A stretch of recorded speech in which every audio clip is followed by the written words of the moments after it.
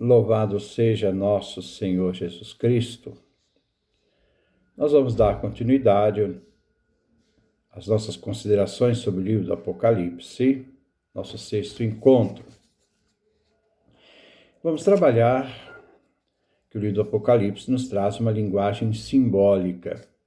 Embora esses símbolos nós vamos tratar na leitura, paulatinamente, mas nós vamos falar de uma forma geral, dando uma pequena introdução. A linguagem simbólica nos ajuda, então, a entender realidades transcendentes. Que existe uma coisa que significa e uma realidade que transcende aquilo que significa. Isto é, vemos a realidade do símbolo, que nos remete a outra que vai para além do significado da realidade que se vê e que se lê. O sentido da palavra símbolo tem o valor de unir. Quando se fazia um pacto na antiguidade com alguém ou com um rei, se quebrava uma moeda, se quebrava uma porcelana, uma cerâmica, que quando se unia lembrava o pacto feito. Um exemplo que na cidade de Florença, Itália, quando uma mãe não podia cuidar de uma criança recém-nascida, ela deixava a criança no Hospital dos Inocentes, como a parte de um objeto, e a mãe ficava com a outra parte. Quando melhorava a situação, ela buscava a criança, levando a parte quebrada, para que, unindo com a outra, ela pudesse reconhecer o filho. Assim, a linguagem simbólica evoca uma realidade que escapa à compreensão humana, ao limite da linguagem humana. Mesmo quando ela é usada na questão simbólica, na questão do sacramento, o sacramento, dentro desse gesto simbólico, significa a parte que remete ao todo. Então, aquela realidade que está ali sendo celebrada, ela faz referência ao todo. É uma parte de sacramento da realidade simbólica. Assim, nós vamos ver que existem coisas que a linguagem humana não consegue expressar. Exemplo, o beijo de uma mãe no filho pequeno. O que se vê não se consegue expressar em linguagem. O símbolo do beijo refere a uma realidade tão profunda que a linguagem fica pobre para expressar aquilo que se vê. Há uma diferença entre dois planos, então, aqui. O mundo humano e a sua fragilidade, a sua debilidade, e a realidade que transcende ao mundo humano e que se deve penetrar no mistério para poder entendê-lo. Então, por isso, se deve entender o discurso simbólico bastante como é diferente do discurso científico. O discurso científico é racional, é objetivo. O discurso simbólico, não. O discurso simbólico sempre está remetendo a uma realidade maior. Assim, a linguagem simbólica é uma linguagem intuitiva. E o discurso científico é objetivo, é racional. Quando a gente abre, então, nosso livro do Apocalipse, encontramos o livro rico de símbolos. Nós podemos ver alguns exemplos, esses exemplos vai ser a parte agora do nosso texto, mas o objetivo da gente ver esses textos, esses exemplos, depois nós vamos também passar sobre outros símbolos que nós encontramos durante a leitura do livro do Apocalipse. Vejamos então alguns exemplos. Nós vamos encontrar elementos da natureza que têm valor simbólico e querem aqueles elementos da natureza apontar para realidades que estão para além daquilo que se vê. Exemplos, nós vamos ver o sol, a lua, o arco-íris, as nuvens.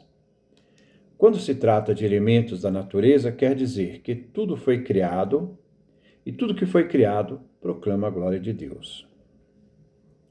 Existem também simbolismos ligados a animais.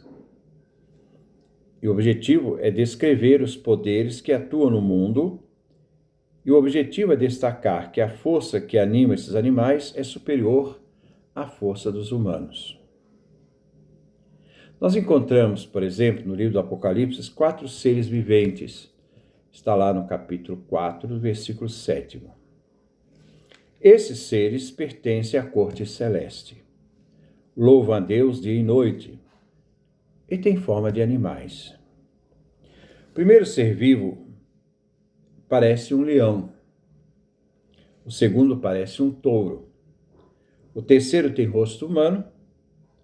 O quarto parece uma águia em pleno voo. É interessante notar que já no século II e III, esses 4 animais serão equiparados aos 4 evangelistas. Por isso que na arte, os evangelistas são representados por esses 4 animais. O leão, São Marcos. O homem, São Mateus. A águia, São João. O touro, São Lucas. Assim a águia que voa anuncia os 3 ais. Apocalipse capítulo 8, versículo 13. Jesus também no Apocalipse é comparado a um cordeiro, mas é um cordeiro que não é símbolo de mansidão, mas um símbolo de força, de coragem para enfrentar os inimigos. Também vemos a imagem do dragão, da besta que vem do mar e da besta que vem da terra. João descreve aqui as potências ocultas que agem na história e agem para destruir. Encontramos também alguns símbolos ligados a cores. O branco indica a santidade e vitória, o vermelho refere à violência, o preto refere à morte, o verde, como a grama, refere à precariedade das coisas. A cor escarlate refere ao poder e à depravação.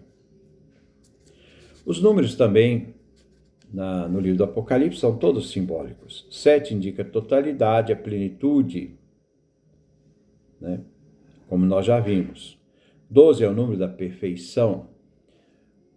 Aqueles que são marcados são 144 mil eleitos, 12 vezes 12 vezes 1000, 12 representando e lembrando as 12 tribos de Israel, 12 lembrando os 12 apóstolos, e também vezes 1000, significando uma grande multidão. Mas também nós sabemos que 144 mil eleitos são virgens, isto é, aqueles que não tiveram relações com mulheres, como também o próprio livro do Apocalipse nos diz. Então, 4 é também um número que destaca a totalidade. O número 6, inferior a 7 e metade de 12, designa imperfeição. Quando você toma o número 666, que se diz que é o número da besta, representa a soma de 600 mais 66, aplicado à besta que sobe no mar. É bom lembrar que antigamente não existiam números. Os números eram letras. Quem aprendeu algarismos romanos aprendeu que cada letra significa um número. O número, como nós conhecemos hoje, foram inventados pelos árabes. Então, 1, 2, 3, como nós conhecemos hoje, é uma invenção árabe, que entrou na história, né, da humanidade.